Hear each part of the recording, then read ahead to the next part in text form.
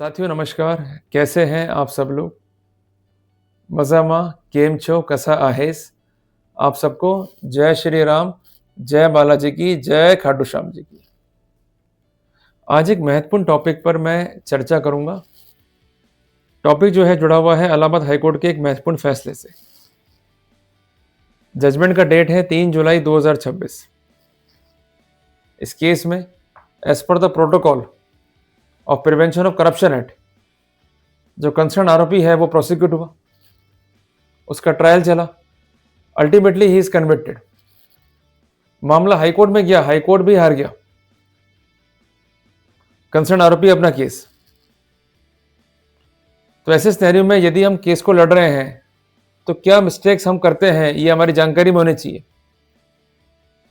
हमें वो सभी प्रिंसिपल्स ध्यान में रखने होंगे ताकि जो कॉमन मिस्टेक हम लोग करते हैं उसको हम अवॉइड कर सकें। और जो मामले हैं प्रिवेंशन ऑफ करप्शन एक्ट के, उसमें अपना एक मजबूत पक्ष जो है रख सकें।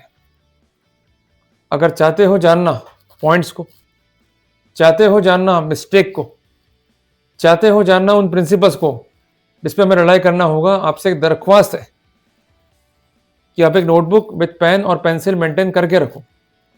कारण क्या होता है कि आज बात सुन गए, कल को रिकॉल करना होगा तो फिर आप कैसे रिकॉल करोगे। इसलिए मैं नोट्स बनवाता हूं ताकि आप लोगों को दिक्कत ना पड़े। जो कंसर्न मामला है इसमें जो कार्रवाई हुई अक्यूज पे वो हुई थी as per section 5 sub clause 2 of PC act with section 161 of IPC, जो वर्तमान में क्या हो गए धारा 7 पीसी एक्ट एंड धारा 13(1)(d) ऑफ पीसी एक्ट। इस केस में एक लैंड डिस्प्यूट था। ये डिस्प्यूट जो था वो पेंडिंग था बिफोर सेटलमेंट ऑफिसर। आक्षेप ये था कि जो कंसर्न लेखपाल है और जो कानून गो है, इन्होंने कॉन्स्पिरेसी करते हुए रिश्वत की मांग करी। अल्टीमेटली ये लोग ट्रैप हुए। कहना यह था कंसर्न प्रोसिक्यूशन का कि ऑफेंस जो है प्रूव हो गया है beyond reasonable doubt and ultimately जो कंसर्न अक्यूज है इन्हें कन्विक्ट किया जाए। अक्यूज पर्संस केवल 2 ही डिफेंस पे काम कर रहे थे। पहली बात की जो महत्वपूर्ण साक्ष्य है उसे विदहेल्ड किया गया and it is submitted that it is next to impossible that a public servant will ask for the bribe at a public place, क्योंकि पब्लिक प्लेस पे ही ट्रैप हुए थे। एडिशनल पॉइंट ये भी था कि जो प्रोसिक्यूशन सैंक्शन है ये इशूड नहीं हुई है कंसर्निंग अक्यूज नंबर 1, पर तीनों ही पॉइंट को डिस्कार्ड कर दिया ऑनरेबल कोर्ट ने। क्योंकि मैं आपसे कहना चाहता हूं कि इन पॉइंट्स में हमें कहीं दिखाई ये नहीं दे रहा है कि डिमांड ऑफ ब्राइब को लेकर के क्या पॉइंट्स रखे गए। मैं बार बार कहता रहा हूं, आज भी कहता हूं कि सभी पॉइंट्स गौण हैं, सिर्फ एक ही पॉइंट इंपॉर्टेंट है हमारे लिए, वो है डिमांड ऑफ ब्राइब। इस पर हम काम ही नहीं करते। Demand of bribe is must, it is the fundamental fact. अगर डिमांड ऑफ ब्राइब साबित नहीं है तो किसी भी रूप में अक्यूज को प्रोसिक्यूट या कन्विक्ट नहीं कर सकते हैं। ये एडिशनल फैक्ट्स हैं, इन पर काम करना है इन एडिशन टू, पर जो प्राइमरी फैक्ट्स हैं उस पर पहले काम करना है। इसमें कुछ मिस्टेक्स थी फैसले में जो मैंने देखी अक्यूज के पार्ट पे, जिसके कारण उसको जो है नुकसान फेस करना पड़ा। मिस्टेक नंबर 1 आप नोट डाउन कर लीजिए। स्पेसिफिक डिफेंस तो रेज किए गए पर सिर्फ सुझाव के फॉर्म में उन्हें प्रूव नहीं किया गया। देखिए, अगर स्पेसिफिक डिफेंस आप रेज करते हैं तो as per the protocol of evidence act burden जो है आपके ऊपर है कि आपको सस्टेनिंग कॉन्सिस्टेंट एविडेंस फाइल पर रखनी पड़ेगी। अगर आप नहीं रख रहे हैं then you could not get the benefit. जिस कॉन्टेक्स्ट में हम धारा 106 इंडियन एविडेंस एक्ट का अवलोकन कर सकते हैं। मिस्टेक नंबर 2 डिफेंस लाइन का सेटअप ना करना।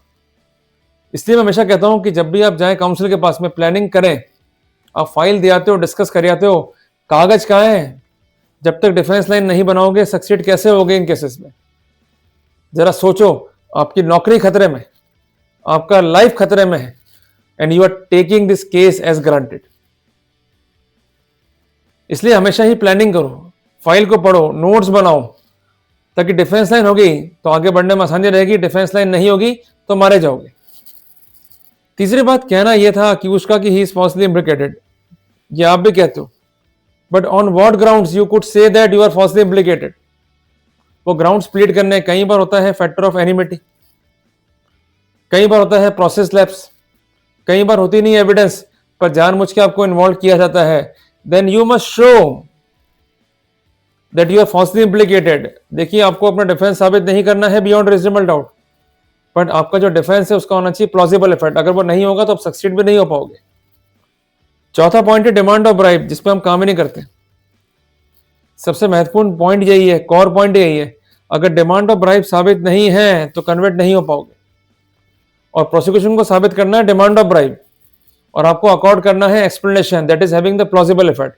अगर आप ऐसा नहीं कर पाओगे then you could not be succeeded. Important बात क्या है कि जो बयान फाइल पे है उसमें होना चाहिए विरोधाभास, और ये दिखाई देना चाहिए कि फैक्ट्स कंप्रेस्ड है। कुल मिलाकर के हमें हमारा केस मोड़ना है टुवर्ड्स अ लीगल परजुरी। अगर हम उसको मोड़ नहीं पाएंगे उस दिशा में, then definitely we could not be succeeded. तो ये मिस्टेक्स थी इस केस में, इसको आप जो है नोट डाउन कर लीजिए, ये मिस्टेक आपको अवॉइड करनी है। इसके अलावा कुछ इंपॉर्टेंट प्रिंसिपल्स हैं, ये आपको मैं नोट डाउन कराता हूँ। ये प्रिंसिपल काफी हेल्पफुल रहेंगे आपके लिए।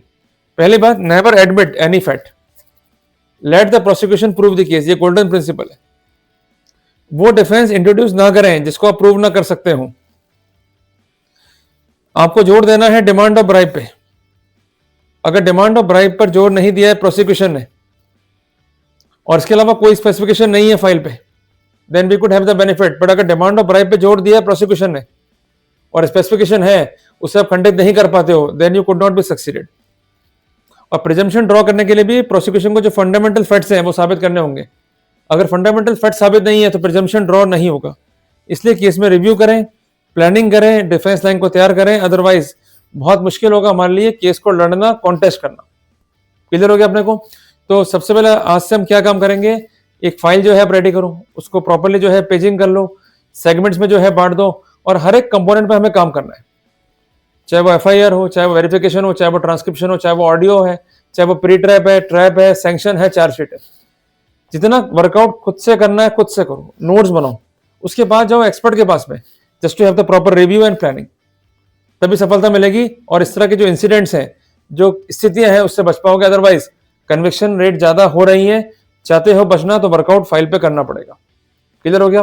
तो मैं नटशेल में कह सकता हूं कि while contesting a case, never admit any fact, emphasize on demand of bribe, emphasize on facts and find out whether they are specific or not, and apart from that work out on the defense line। हमें देना है एक ऐसा स्पष्टीकरण, इसका होना चाहिए plausible effect. अगर ये समझ ली parameter, then definitely we could have the benefit as per law. जल्दी मिलेंगे एक नए टॉपिक के साथ। टिल देन, जय राम जी की।